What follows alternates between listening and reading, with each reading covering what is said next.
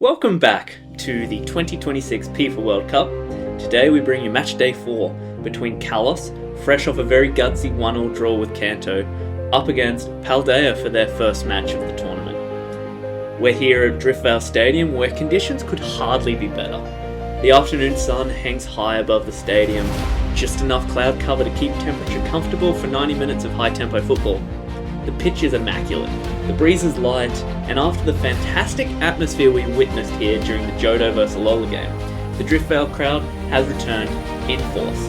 Of course, Kalos is once again led by their coach, Grant, and he really took a disciplined approach to game 1. There were a few stars in the Kalos team, and here is the Kalos 11, my apologies, today. The formation is a 4-3-3, so sticking pretty solid on their formation. However, Grant has made some brave calls in this one. Yeveltel, who was the key player in Game 1, the amount of saves that he pulled off for Kalos to keep them in the game against Kanto, unrivaled. Grant has bravely picked Chestnut to take over a keeper in this game. He's kept Pangoro, Mega Chestnut, Barber Apple and Pyro in the backline. Lucha, the captain, of course, centre defensive mid, breaks and continues to play on the right in midfield. Mega Meowstick takes his spot in the starting team, with Frogadier being relegated to the bench. Very interesting call, because Frogadier was instrumental in a lot of the attacking plays for Kalos in Game 1. They've got Gudra up front once again, Greninja out wide on the right, and Heliolisk starting this game on the left. Didn't get on the field in Game 1, they actually started with Delphox, who was solid without being incredible, and then they brought Helioptile on to the left wing in Game 1, who actually helped turn the game towards Kalos. So, brave call to bring Heliolisk into the starting team, but I don't know, do we say Grant's earned the right to make these calls after their performance against Kanto? I guess in 90 minutes time we will know. On the other side we've got Professor Turo, who is the coach of the Paldean team. Professor Turo has been in the headlines a bit in the lead up to the tournament, just on the basis that he has this bias towards more future related Pokemon, and there's been talks of a couple of big name prehistoric Paradox forms being left out of this team. Nevertheless, today Paldea are coming in with a formation of 3-4-2-1. We see Palafin in goals, which is interesting. Most people thought Roaring Moon would get the nod, but it would seem Palafin is going to come out and start. In the backline, they've just gone to 3 right back, with Koraidon, Kingambit and Iron Valiant. Seriously strong backline, that's going to be hard to impregnate. They've got 2 wingbacks, they've got Ceruledge on the left, and his counterpart Armarouge on the right. That is some serious firepower, and also such good defensive prowess. They've got 2 central midfielders in Cyclizar and Florigato. You would think Cyclizar hangs back a little bit more, and Florigato plays more of a creative role in this team. Then, a little bit further forward, attacking midfielders of Meowscarada, who is very much a ball player, and Walking Wake on the other side, who is going to be a terror. He is so unpredictable, he's fast, he's got a great change of direction, and he's got a great shot. This is one of the guys that could really bring pain for Kalos through this match. And of course, up front is arguably one of the most skillful players in the tournament and most unpredictable players in Graffae. So you can see Paldea are very heavy on attacking flair. And I think they're the heavy favourites, to be honest, going into the start of this match. Players to watch, I would say, Greninja again. He was brilliant in the first game. Walking Wake for Paldea will be almost their equivalent of Greninja. Those will probably be the 2 biggest players to watch in this one. So we get ready for the match. The bookies currently have Kalos as favourites just because they've got a bit of tournament experience, but even though Paldea is a very inexperienced side, they have strengths across the board, and I look forward to seeing you at kickoff. Here comes kickoff here at Driftveil Stadium, and it will be Kalos to get us underway. Breaks and wins possession high for Kalos. A quick pass through to Greninja. One touch inside. Drives between Ceruledge and Kingambit. Low effort. Oh, saved by Palafin. Oh, that's an early warning. Miascarada to Florigato. Ciclazar back to Florigato. One-touch football. Graffaye cleverly steps away from Pangoro. Beautiful through ball. Graffaye just knows Francis brilliantly. Huge save. That's wonderful goalkeeping. Exactly why Grant backed Chestnut in this game. Kalos beginning to grow, and Gudra is starting to bully King Gambit physically up front. He's winning headers, he's holding possession, and he's bringing Greninja and Helios in to play well. Helios curls a wicked cross. Gudra rises. Koraidon clears. Only as far as Breakson though. Volley! Bow! Blocked by Vian Valiant. Walking Wake receives 35 metres out. He turns, he accelerates, past Barbaracle, past Mega Chestnut, still going! Left foot strike! Off the crossbar! The stadium gasps! Oh, that's terrifying. He created that entirely on his own. Poor Lucha intercepts. Breakson immediately feeds Greninja. Greninja skips past Sarah Ledge, cuts inside, low cross, Gudra lets it run, Mega Meowstic arrives, first time strike, Palafin saves again! Outstanding reflexes from Palafin. Armarouge's cross finds Graffaye, back heel, Walking Wake shoots, Pyral throws himself in front, heroic defending. This game is becoming increasingly physical. King Gambit just absolutely flattened Gudra. Legal, the crowd erupts, Gudra smiles and helps him back up. Ciclazar wins the second ball. Quick pass to Florigato. One touch, another. Walking Wake drifts centrally. Florigato disguises an outrageous reverse pass. Walking Wake bursts through. One-on-one. Chestnut comes out. Walking Wake calmly over the body. Passes into the far corner. It's a goal. Kalos down 1-0 to Paldea. And Walking Wake, as we thought, causing headaches. That's beautiful football. The vision is brought to life there from the coach. Greninja wins a free kick. He's 30 yards out. He stands over it with the Helios beside him. Everyone expects Greninja, but Helios strikes. It bends, it dips, Palafin fingertips into the post. Incredible save, and it rebounds away safely. No one can get there. So we go into halftime 1-0 to Paldea. That's an absorbing tactical battle here in Driftveil so far. Paldea's intricate movement has caused Kalos lots of problems throughout, but Grandside have shown enough attacking quality to suggest this contest is far from over, and we know they won't go down without a fight. It'll be interesting to see what sort of subs get pulled through this one. One change made at the halftime break, and it's by Kalos. We've got Frogadier coming on for Mega Meowstic. I think this is a really good move from Grant. Given how dangerous Frogadier was in the first game, I think he'll be key to getting Kalos back into this match. Breaks and wonderful first touch. He slides Greninja away. Greninja accelerates. He's past Sarah Ledge. He's inside King Gambit. Left foot saved again by Palafin. That's his third outstanding save today. Walking Wake steals possession. He drives 40 metres forward. He feeds Graffaye. That's a back heel. Miascarada curls it just wide of the post. Oh, Paldea almost went up 2-0 there. Breaks and he wins possession again.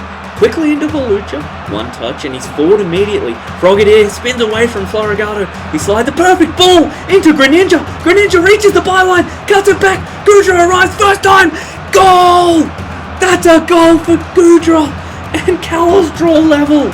Oh, the adjustment from halftime has worked. We knew Frogadier would be instrumental. Paldea responds with a sub. We see low kicks come on from Miascarada. It'll be interesting to see whether low kicks moves to the left so they can utilise his left foot and Walking Wake goes to the right side. High roar. Late challenge on Walking Wake. Yep, that's a yellow card. You can't do that, high roar. Sarah Ledge. To Luke. Florigato. Over to Walking Wake. One touch combos. Eventually Armarouge whips one in. Graffaye rises. Oh, it's off the post! Kalos survived! After that tirade, Grant goes again. Two subs this time. Noivern is coming on to replace Heliolisk.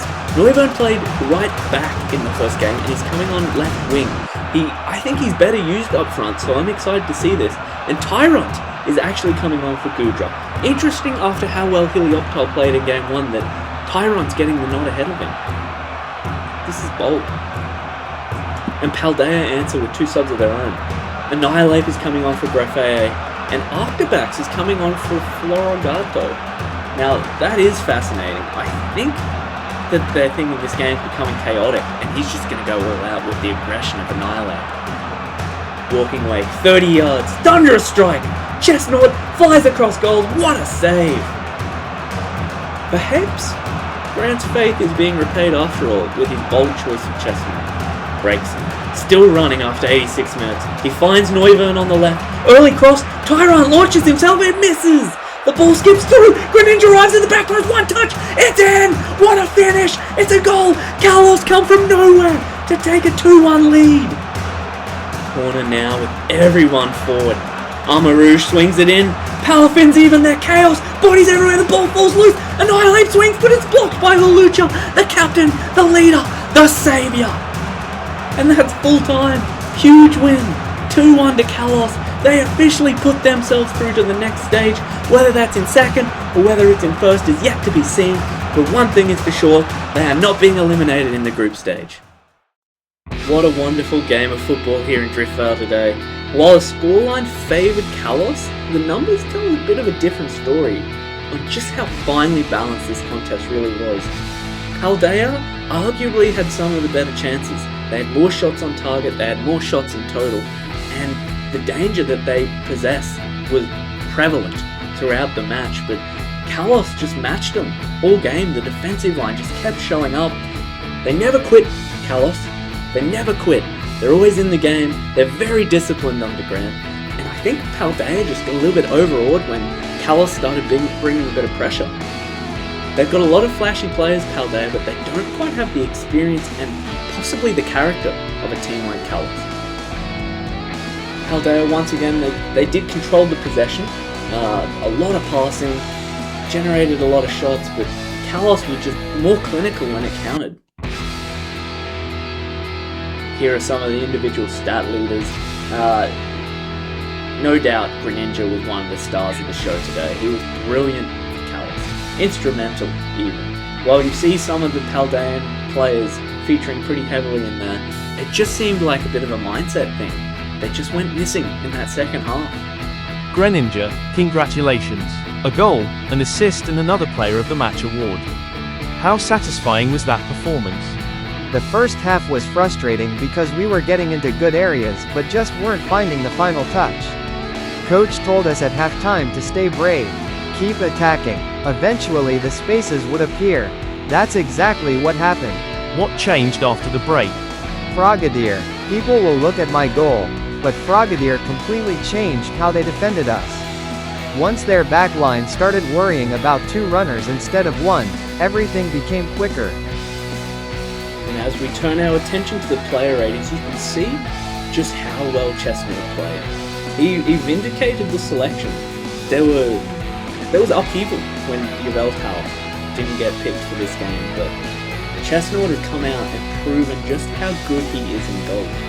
I will say that some of the midfield were excellent. Paulucha and Breakson really stood up. Mega Meowstic almost scored a goal, but he was pretty disappointing. And again, just shocked that he was chosen to start ahead of Frogadier. When Frogadier came on, he almost turned the match. In fact, he did turn the match, and he is a key cog in this team taking the win. No more key cog though than Greninja's 9.4. The guy is unbelievable. He's got great temperament, he's fast, he's talented, he's got a good shot on him. He really is Kalos' MVP most weeks, I would say. Gudra, brilliant up front. There was a lot of conjecture over whether he should be in the team leading up to the tournament, but the 2 games he's played, he's been fantastic. If we now turn our attention to the Paldean player ratings, again, Palafin, great in goals, he was excellent for them. King Gambit at the back was fantastic, he was like a pillar of stone. But the other defenders didn't quite offer as much.